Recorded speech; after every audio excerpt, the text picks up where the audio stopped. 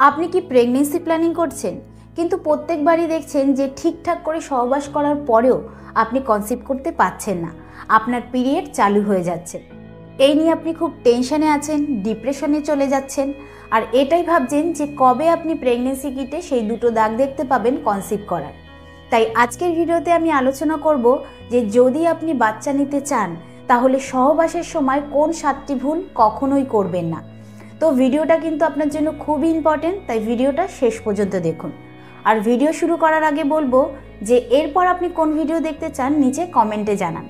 সব থেকে বেশি যে বিষয় কমেন্ট আসবে আমি কিন্তু সেই বিষয়ে ভিডিও করে আপনাদের কাছে নিয়ে আসব। নমস্কার, আমি মাধুরী দাস, হেলথ কনসালটেন্ট। তো চলুন শুরু করা যাক।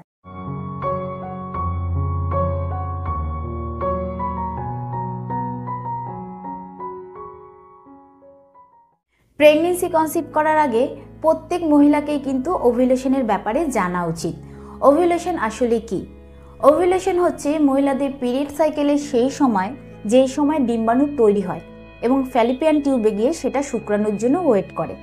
তো এই সময় যদি আপনি সহবাস করেন তাহলে ছেলেদের যে স্পার্ম রয়েছে মানে শুক্রাণু রয়েছে সেটা কিন্তু আপনার প্রাইভেট পার্টস থেকে হয়ে সেটা ফ্যালিপিয়ান টিউবে পৌঁছে যায় আর সেখানে যে ডিম্বাণু রয়েছে তার সঙ্গে মিলন ঘটায় এবং আপনার ইউট্রাসে গিয়ে এন্ডোমেট্রিয়ামে আটকে যায়। কিন্তু অনেকেরই ভুল ধারণা যে মাসের যে কোনো দিনে সহবাস করলেই নাকি প্রেগনেন্ট হওয়া যায়।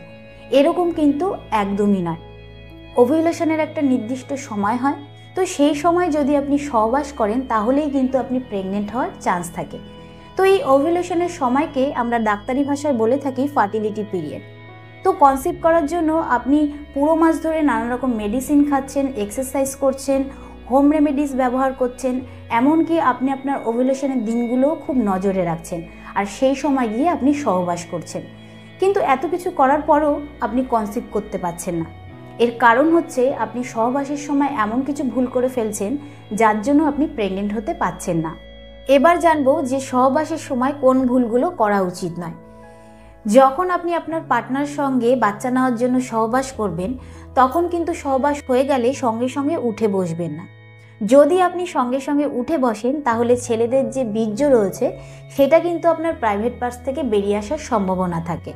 তাই যখন আপনার সহবাস হয়ে যাবে তখন কিন্তু 10 মিনিট শুয়ে থাকবেন। এতে কিন্তু ছেলেদের যে বীর্য রয়েছে সেটা আপনার ইউট্রাসে পৌঁছতে সুবিধে হবে। তো 10 মিনিট কিন্তু এনাফ। এরপরে আপনি যেদিকে ইচ্ছা হয়ে শুতে পারেন বা উঠে বসতে পারেন। 2 নম্বর ভুল হচ্ছে সহবাসের সময় আপনি আপনার ভ্যাজাইনাতে কখনোই থুতু বা লুব্রিকেন্ট ব্যবহার করবেন না।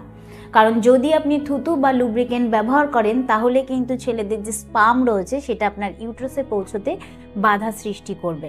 আর এই থুতু বা লুব্রিকেন্টের ঘনত্বের মধ্যে কিন্তু স্পার্ম ঠিকঠাকভাবে মুভমেন্ট করতে পারে না। তাই এই ভুলটা একদমই করবেন না। অনেক সময় কি হয়, মহিলাদের ভ্যাজাইনা ড্রাইনেস হয়ে যাওয়ার কারণে কিন্তু সহবাসের সময় ব্যথা করে। তো যদি আপনার এরকম সমস্যা হয় তাহলে কিন্তু আপনি নারকোল তেল ইউজ করতে পারেন। নারকোল তেলে কিন্তু স্পামের কোনো রকম ক্ষতি হয় না আর এতে স্পাম ইজি মুভমেন্ট করতে পারে। 3 নম্বর ভুল হচ্ছে সহবাসের পর সঙ্গে সঙ্গে আপনি ওয়াশরুম বা প্রস্রাব করতে যাবেন না। যদি আপনি সঙ্গে সঙ্গে ওয়াশরুমে বা প্রস্রাব করতে যান তাহলে কিন্তু আপনার প্রাইভেট পার্টস থেকে বীর্য বেরিয়ে আসতে পারে। এতে কিন্তু প্রেগনেন্সির চান্স কমে যায়। তাই আপনি সহবাসের পর 10 থেকে 15 মিনিট বাদে কিন্তু আপনি ওয়াশরুমে যেতে পারেন বা আপনি আপনার নর্মাল কাজকর্ম করতে পারেন। আর 4 নম্বর ভুল হচ্ছে প্রেগনেন্সির জন্য যখন আপনি সহবাস করবেন তখন এরকম কোনো পোজে করবেন না যাতে বীর্য আপনার প্রাইভেট পার্টসে যেতে অসুবিধা হয়। প্রেগনেন্সির জন্য নির্দিষ্ট পোজ রয়েছে, আপনি কিন্তু সেই পোজেই করতে পারেন, যেরকম হচ্ছে মিশনারি পোজ। তো এটা করার জন্য কিন্তু প্রথমে আপনাকে শুতে হবে, তারপরে আপনার উপর আপনার পার্টনারকে শুয়ে করতে হবে। এই পোজটা কিন্তু প্রেগনেন্সির জন্য খুবই লাভদায়ক। এতে কিন্তু বীর্য আপনার প্রাইভেট পার্টসের খুব গভীরে যায়। তো প্রেগনেন্সির জন্য কিন্তু প্রতিদিনই আপনাকে করতে হবে, কিন্তু যদি আপনার প্রতিদিন করতে না ভালো লাগে তাহলে কিন্তু একদিন বাদে বাদে গিয়ে আপনি করতে পারেন। এছাড়া 5 নম্বর ভুল হচ্ছে কখনোই সহবাস করার সঙ্গে সঙ্গে আপনার ভ্যাজাইনা জল দিয়ে ধোবেন না।